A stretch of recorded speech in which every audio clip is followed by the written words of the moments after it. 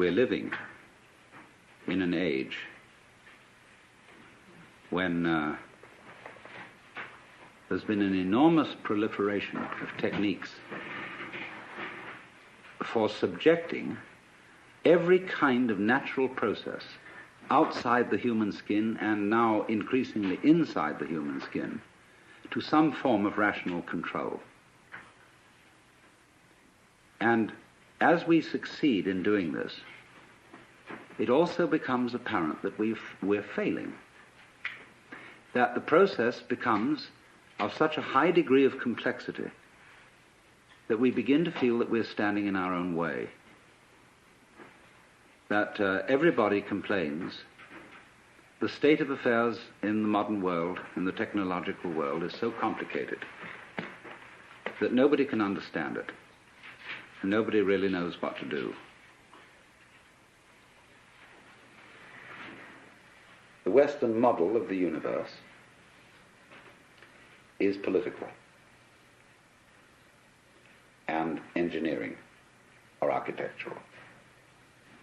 And therefore, as one understands the operations of a machine by analysis of its parts, by separating them into their original bits, we have bitted the cosmos and see everything going on in terms of bits of information, and have found that this is extremely fruitful in enabling us to control what's happening. After all, the whole of Western technology is the result of bitting. And so we thing the world, that is to say, in order to measure a curve, you have to reduce it to point instants.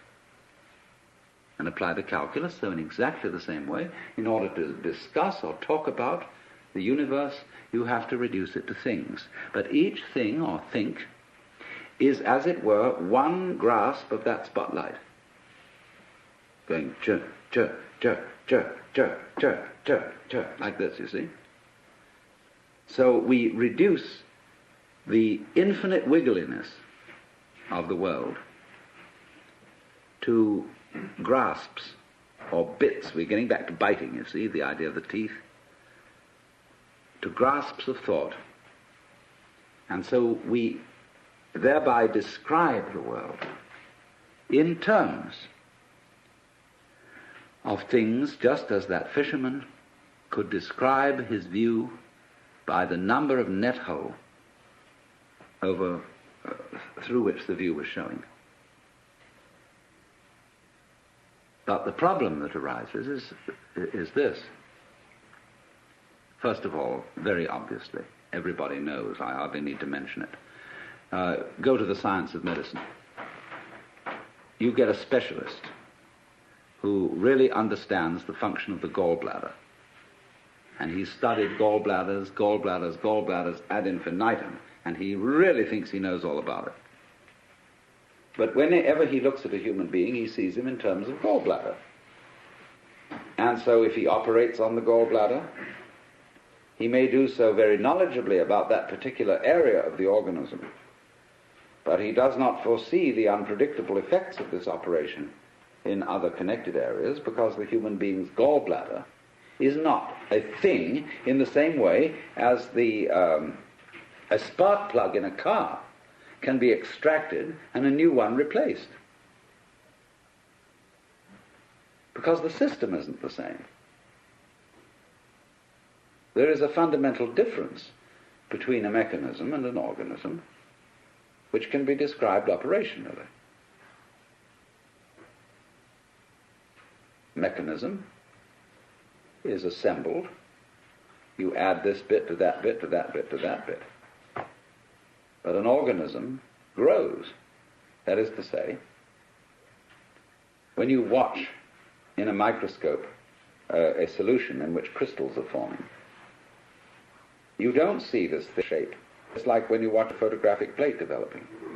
For suddenly the whole area which you're watching seems to organize itself, to develop, to make sense. Moving from the relatively simple and gooey to the relatively structured and prickly. But not by addition. So then,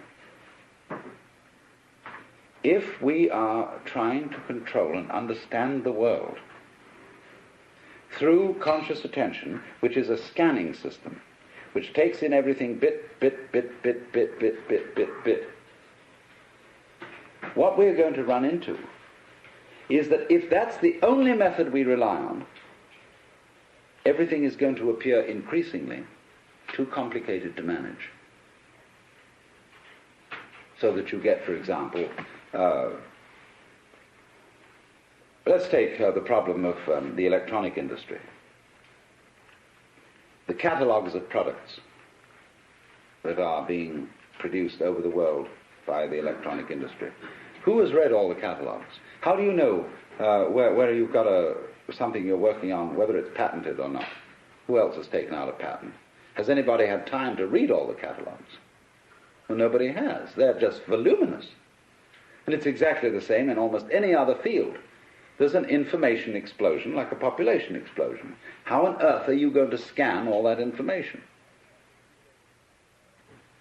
Yes, of course you can get computers to help you in this direction, but by Parkinson's law, the sooner you become more efficient in doing this, the more the thing is going to develop, so that you will have to have more efficient computers still to assimilate all the information. You'll be ahead, but only for a short time. So you see, there's this problem of the sort of competition of consciousness, of its how fast can you go, duty, and keep track of it, you see? And say, I've got a good memory, I can keep track of that. And you say to you, I bet you can't. I'll go more complicated than you. See, musicians do this, well, drummers, you know. And they get things going, and they start, and so long as they count, and lots of musicians do count, it is crazy, but they do. And they count, and they out-complicate each other to the point where you can't retain it any longer in memory. So you say, okay, if I can't retain it, we've got this gadget here that can. And we've got these marvelous mechanical memories, and they will retain it. And they'll go much more fancy. They'll go this duty at a colossal speed, like that, you see. But it's the same old problem. Because you get something that can outdo that.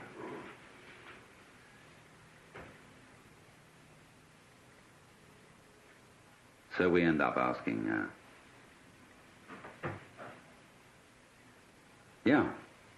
but supposing there were some other way of understanding things. Let's go back from the spotlight to the floodlight, to the extraordinary capacity of the human nervous system to comprehend situations instantaneously, without analysis. That is to say, without verbal or numerical symbolism of the situation in order to understand it. I hope you understand what I mean by that. It's clear. We do that.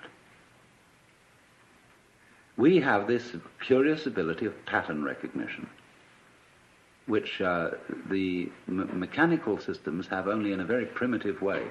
Xerox have put out a machine which recognizes figures written in almost anyone's handwriting, provided their handwriting is fairly grade school and normal.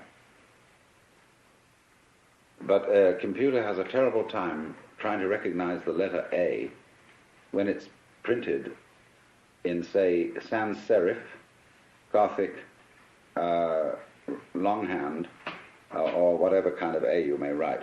The human recognizes instantly this pattern, but the computer is still at a disadvantage here. It seems to lack a kind of capacity I would call field organization, because it's all punctive, it's digital. It is like a newspaper photograph, you know, which when you look at it under a microscope is all dots. Now, so the problem is this.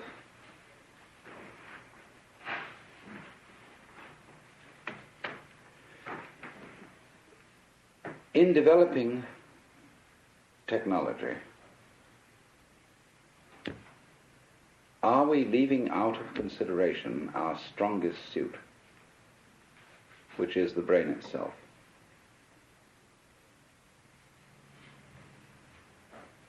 See, we are at a situation where the brain is still not really worked out by even the most competent neurologists. It puzzles them. They can't give a model of the brain in numerical or verbal language. Now, you are that, you see. You are this thing. You yourself are this thing which you yourself can't figure out. In the same way that I cannot touch the tip of this finger with the tip of this finger, I can't bite my own teeth.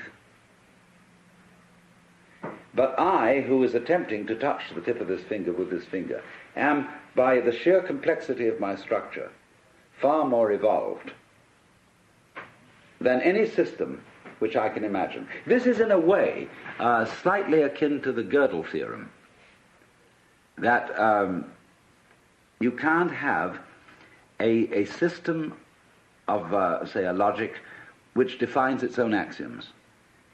The axioms of any given system must always be defined in terms of a higher system. All right, so you are the most complex thing that has yet been encountered in the cosmos.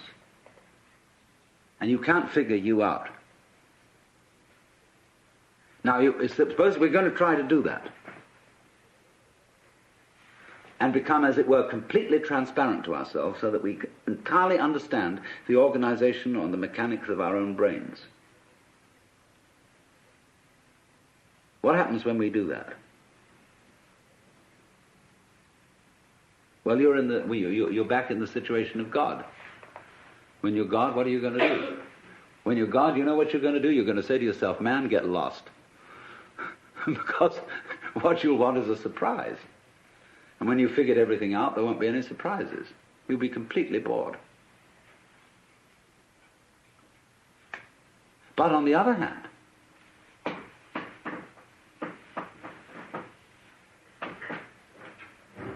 a person, I would say, who is really functioning completely is basically a person who trusts his own brains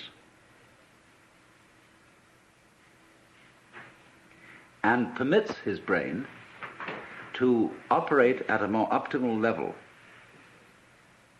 In other words, he knows how to think things out, but he makes his best discoveries without thinking. In other words, you all know very well the processes of creative invention. You've got a problem, you think it over, and you can't find out any answer to it because the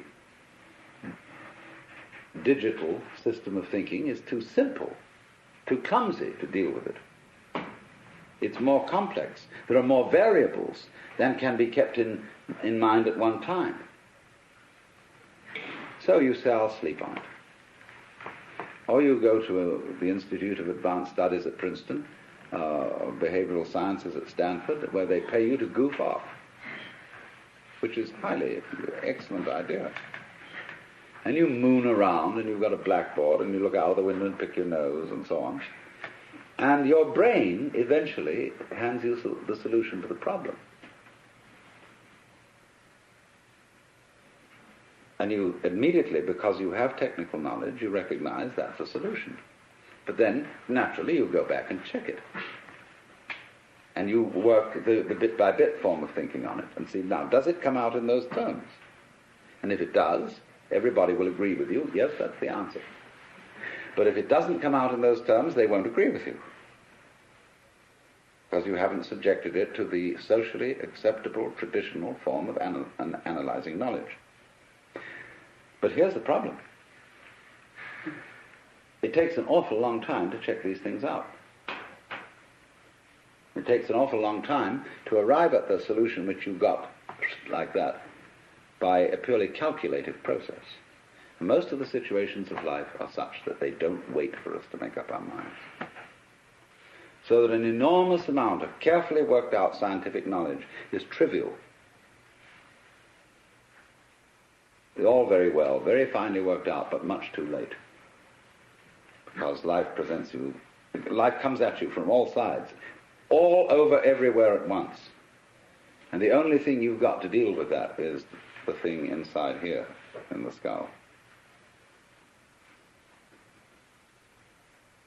Now, I'm not saying this to put down all this marvelous work of calculation, brought to immense sophistication electronically and so on. Not at all, because actually you people are the first people to understand the limitations of your own kind of knowledge. And you're going to have to tell the politicians about this. They don't understand. They think that this kind of knowledge is the answer to everything. And I think most of you know it isn't. Which is not something, I repeat, against technology. It's only saying that when you walk, you put your right foot forward. And that's fine, but then you must put your left foot forward.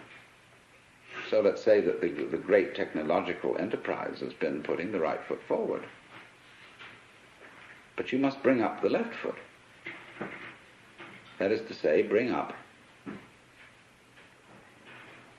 re-valuation and new respect for the organic type of organization, which is incomprehensible to technological thinking, but which always underlies it. That by itself doesn't work, because after you bring the left foot up, you've again got to bring up the right foot. The analytic. After goo comes prickles. After prickles comes goo. And you have to keep this thing up. And I think our danger at the present time is that we are so heady, so delighted with the results of prickles, that we've got to let back a little bit of goo into the system. Well, now, what we've got to try and do is, I think, to work out a way of making the brain itself more efficient. And this is the thing that civilized education has neglected. Lynn White, I'd like to quote him again, he used to say that the academic world today only values three kinds of intelligence: verbal intelligence, mnemonic intelligence, in other words, good at remembering, and computational intelligence. He said it entirely neglects kinesthetic intelligence, social intelligence, and he had at least 7 kinds of intelligence. I forget what they all were. But it is this extraordinary capacity of the neural organization, say, to engage in pattern recognition and in solving instantly certain complex problems without knowing how it does it. The trouble is, when you do something you don't know how to do, you've got a non-repeatable experiment, in a certain sense. In other words, you can't explain to someone else how to put it together. But you can do it like you can open and close your hand without any knowledge of physiology. Do it every time. Whoops, I don't know how I do it. I just do it, you see. So we have an enormous potential of intelligence, of knowing how to do all sorts of things, which, to the extent that we are academically minded people, we won't allow ourselves to do, because we can't explain it. You know, for example, there's a way of cooling a brazing furnace. It's very simple. But engineers say it's theoretically impossible. It can't happen. It's like bees can't fly by the laws of aerodynamics, but they do.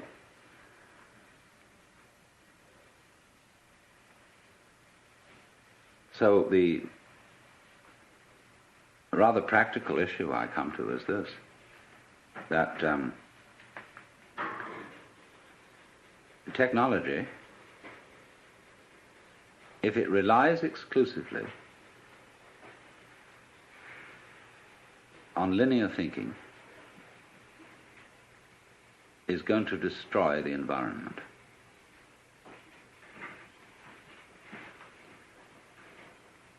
It's going to become too complicated to handle.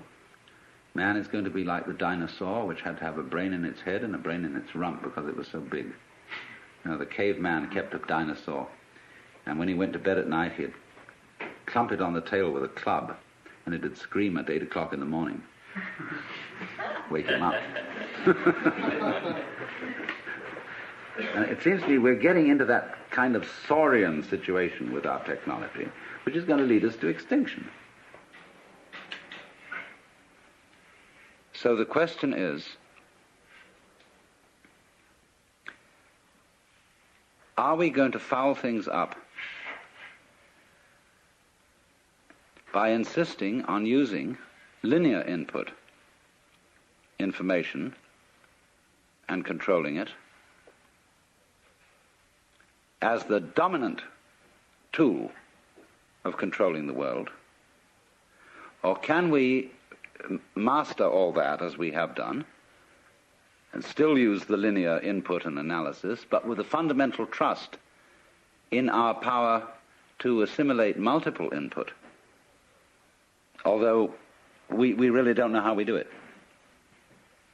And my point is that you can't find an absolute which you can pin down, you see. So there always remains in any human operation the basic central thing, which you can't pin down because it's you. Just as the teeth can't bite themselves. Now, the assumption of Judeo-Christian culture is that man in his nature is sinful and therefore can't be trusted. The assumption of at least ancient Chinese culture is that man in his essential nature is good and therefore has to be trusted. Because they say to us, if you can't trust your own basic nature, you can't really rely on the idea that you're untrustworthy. Therefore, you're hopelessly fouled up. So this has amazing political and other consequences, this different assumption. If we say, no, we human beings are fallible and basically selfish and really, really fundamentally evil, and therefore we need law and order. We need a control system to put us in order. We thereby project these control systems into the church or into the police or into somebody who are really ourselves disguised. See, it's like daylight saving time. Everybody could simply get up an hour earlier. But instead of doing that, we alter the clock, because the clock is a kind of authority. And we say, well, the clock says it's time for you to get up. And the Amerindians laugh at the palefaces because they say, paleface, he doesn't know when he's hungry until he looks at his watch. And so in this way we become clock dominated. And the abstract system takes over from the physical, organic situation. And this is my big pitch, if I'm going to make a big pitch, is that we've run into a cultural situation where we've confused the symbol with the physical reality, the money with the wealth, and the menu with the dinner. And we're starving on eating menus.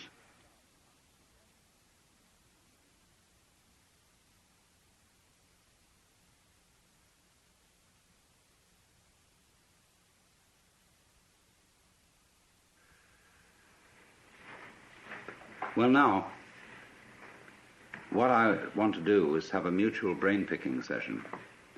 And I'm going to start the ball rolling by saying why I, as a philosopher, am interested in many things that you are all probably interested in professionally.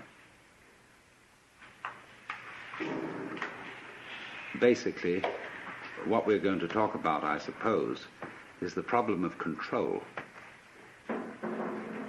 as exemplified in the ancient Latin question, quis custodies ipsos? Who guards the guards? Now, we know that we're living in an age when there's been an enormous proliferation of techniques for subjecting every kind of natural process outside the human skin and now increasingly inside the human skin to some form of rational control.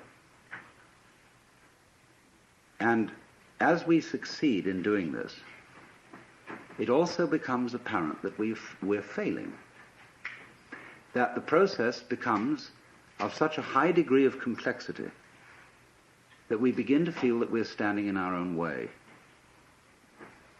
that everybody complains the state of affairs in the modern world, in the technological world, is so complicated that nobody can understand it. Nobody really knows what to do.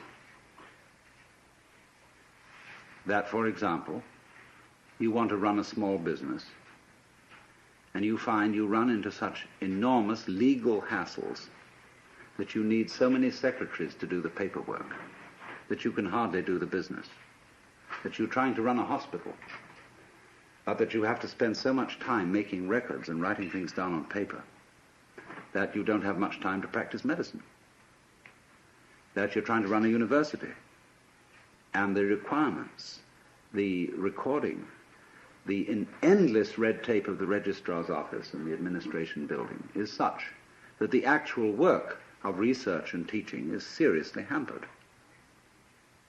And so the individual increasingly feels himself obstructed by his own cautiousness. This is basically what it is.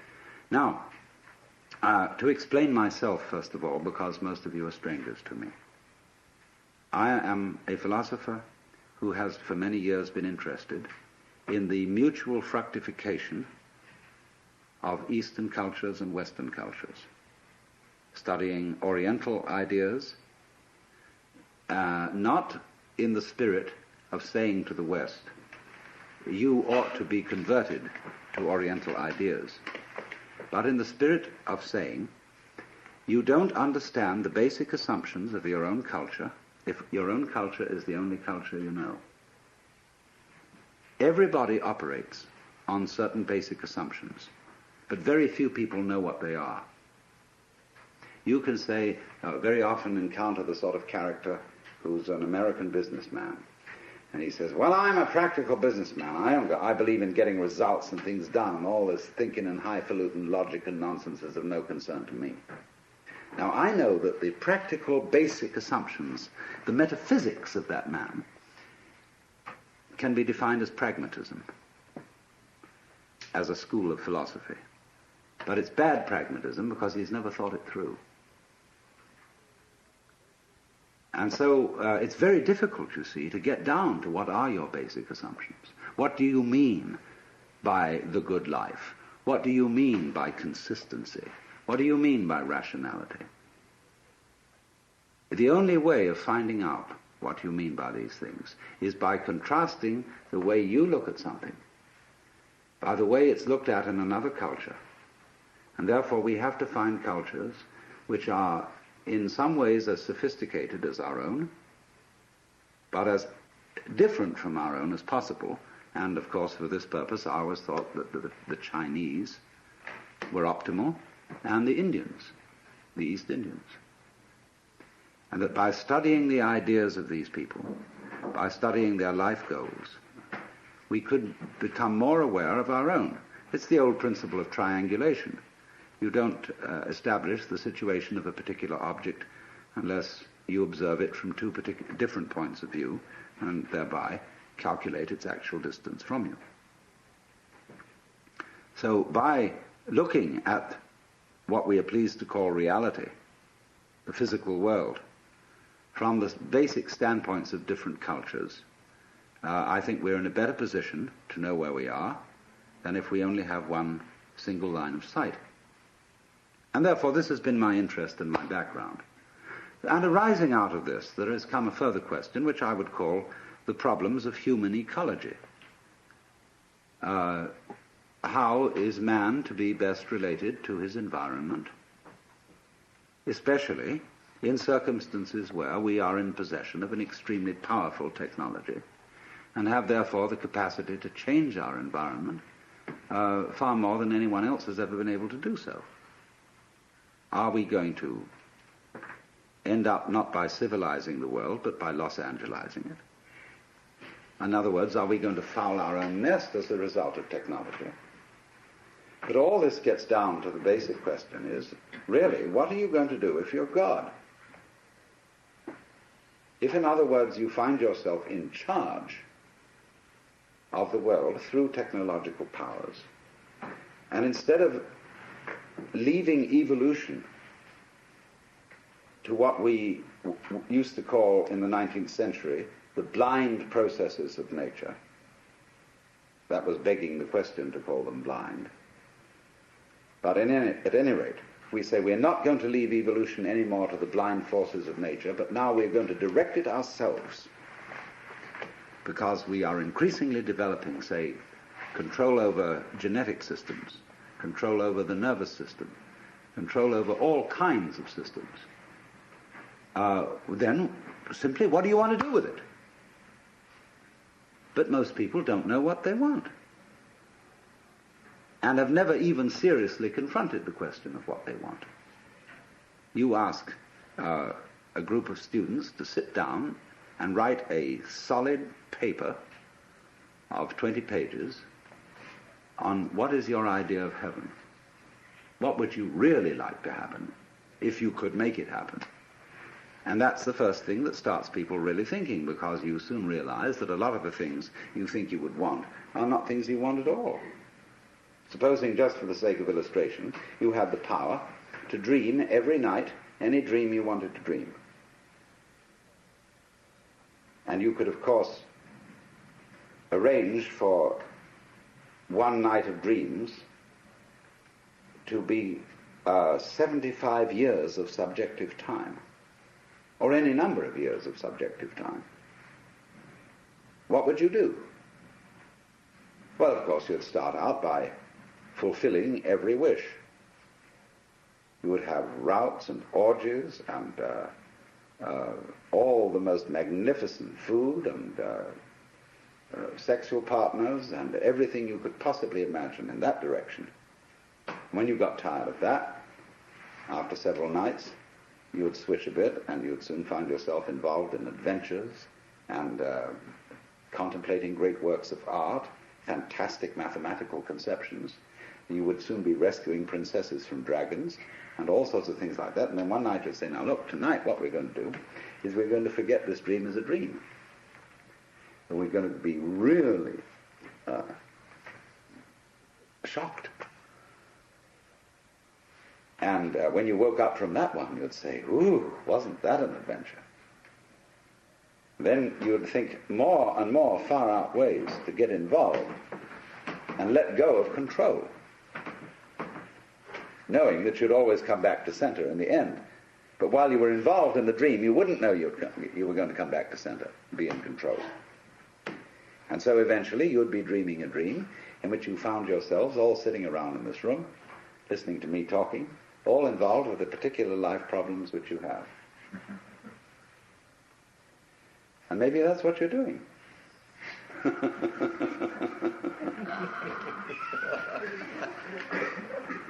But here's the difficulty, you see. The difficulty of control. Are you wise enough to play at being God? And to understand what that question means, we've got to go back to metaphysical assumptions underlying Western common sense. And whether you are a Jew or a Christian or an agnostic or an atheist, you are not uninfluenced by the whole tradition of Western culture, the models of the universe which it has employed, which influence our very language, the structure of our thought, the very constitution of logic, which are going into, say, computers. The Western model of the universe is political and engineering or architectural. It is natural for a child to ask its mother, "How was I made?" It would be inconceivable for a Chinese child to ask, "How was I made?" It might ask, "How was I grown?" or "How did I grow?" but not "How was I made?" as if I were an artifact, something put together, something which is a construct. But all Western thought is based on the idea that the universe is a construct. And even when we got rid of the idea of the constructor, the personal God, we continued to think of the world in terms of a machine, in terms, say, of Newtonian mechanics, and later in terms of what we call quantum mechanics, although I find it rather difficult to understand how quantum theory is in any sense mechanics. It's much more like organics, which is to me a different concept. However, that may be. It has percolated, you see, into the roots of our common sense that the world is a construct, is an artifact. And therefore, as one understands the operations of a machine by analysis of its parts, by separating them into their original bits, we have bitted the cosmos and see everything going on in terms of bits of information, and have found that this is extremely fruitful in enabling us to control what's happening. After all, the whole of Western technology is the result of bitting. Let's suppose, you want to eat a chicken. You can't eat the whole chicken at once. You have to bite it. You have to reduce it to bits. But you don't get a cut-up fryer out of an egg. It doesn't come that way. So what has happened is this, that we don't know the origins of all this. It's maybe go back thousands of years. The way we develop the art of thinking, which is essentially calculus, is this. The universe as it comes in nature, the physical universe, is something like a Rorschach plot. It's all wiggles.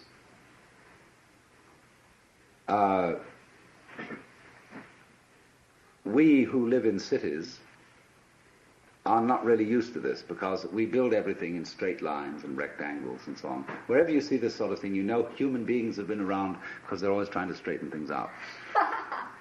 But nature itself is clouds, is water, is the outlines of continents, is mountains, is biological existences, and all of them wiggle. And wiggly things are to human consciousness a little bit of a nuisance, because we want to figure it out. And it is as if, therefore, some ancient fisherman one day held up his net and looked at the world through the net. And he said, "My, just think of that. There I can see the view, and it's one, and that peak of that mountain is 1, 2, 3, 4, 5, 6 holes across.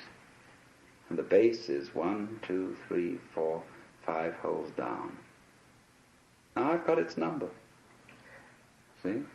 And so the lines of latitude and longitude, the lines of celestial and terrestrial latitude and longitude, the whole idea of a matrix, of a looking at things through graph paper printed on cellophane, is the basic idea of measurement. This is the way we calculate. We break down the wiggliness of the world into comprehensible, countable, geometrical units, and thereby figure it and construct it in those terms. And this is so successful up to a point that we can, of course, come to imagine that this is the way the physical world really is. Discrete, discontinuous, full of points. in fact, a mechanism. But I want to just put into your mind the notion that this may be the prejudice of a certain personality type. You see, in the history of philosophy and poetry and art, we always find the interchange of two personality types, which I call prickles and goo. The prickly people are advocates of intellectual porcupinism. They want a rigor. They want precise statistics. And they have a certain clipped attitude in their voices, and you know this very well in academic circles. And they accuse other people of being disgustingly vague and miasmic and mystical. But the vague, miasmic and mystical people accuse the prickly people of being mere skeletons with no flesh on their bones. And they say to you, you just rattle. You're not really a human being. You know the words, but you don't know the music. And so therefore, if you belong to the prickly type, you hope that the ultimate constituent of matter is particles. If you belong to the gooey type, you hope it's waves. If you are prickly, you're a classicist. And if you're gooey, you're a romanticist. And going back into medieval philosophy, if you're prickly, you're a nominalist. If you're gooey, you're a realist. And so it goes. But we know very well that this natural universe is neither prickles nor goo exclusively. It's gooey prickles and prickly goo. And you see, it all depends on your level of magnification. If you've got your magnification on something so that the focus is clear, you've got a prickly point of view. You've got structure, shape, clearly outlined, sharply defined. A little out of focus, it's going to go bleh, and you've got goo. But we're always playing with the two, because it's like the question is the world basically stuff, like matter, or is it basically structure? Well, we find out, of course, today that in science we don't consider the idea of matter, of there being some sort of stuff, because supposing you wanted to describe stuff, in what terms would you describe it? You always have to describe it in terms of structure, something countable, something that can be designated as a pattern. So we never get to any basic stuff. It seems to me that this way of thinking is based on a form of consciousness which we could best call scanning. The capacity to divide experiences into bits is somehow related to a physical facility which corresponds to sweeping a radar beam or a spotlight over the environment. The advantage of the spotlight is it gives you intensely concentrated light on restricted areas. A floodlight, by comparison, has less intensity. But if you examine, say, this room were in total darkness, and you used the spotlight, very thin beam, and you scanned the room with it, you would have to retain in memory all the areas over which it passed, and then by an additive process, you would make out the contours of the room. And it seems to me that this is something in which civilized man, both in the East and in the West, has specialized. In a method of paying attention to things which we call noticing. And therefore it's highly selective. It picks out, it's punctive, it picks out features in the environment which we say are noteworthy and which we therefore register with a notation. Be it the notation of words, the notation of numbers, or such a notation, say, as algebra or music. So that we notice those things, only those things, for which we have notation. When a child, very often a child will point at something and say to its parents, "What's that?" And they're not clear what the child is pointing to. The child has pointed to something which we consider is not a thing. The child has pointed to an area, say, of funny pattern on a dirty wall, and has noticed a figure on it. But the child doesn't have a word for it and says, "What's that?" And the adult says, "Oh, that's just a mess." Because that doesn't count for us as a thing. So you come through this to the understanding, what do you mean by a thing? It's very fascinating to ask children, what do you mean by a thing? And they don't know, because it's one of the unexamined suppositions of the culture. What do you mean by an event? Well, everybody knows what an event is, but nobody can say. Because a thing is a think. It's a unit of thought, like an inch is a unit of measurement. And so we thing the world, that is to say, in order to measure a curve, you have to reduce it to point instants. And apply the calculus, so in exactly the same way, in order to discuss or talk about the universe, you have to reduce it to things. But each thing or think is, as it were, one grasp of that spotlight. Going chirp, chirp, chirp, chirp, chirp, chirp, chirp, chirp, like this, you see. So we reduce the infinite wiggliness of the world to grasps or bits. We're getting back to biting, you see, the idea of the teeth. To grasps of thought. And so we thereby describe the world in terms of things, just as that fisherman could describe his view by the number of net hole through which the view was showing. And this has been the immensely and apparently successful enterprise of all technological culture, superbly emphasized by ourselves.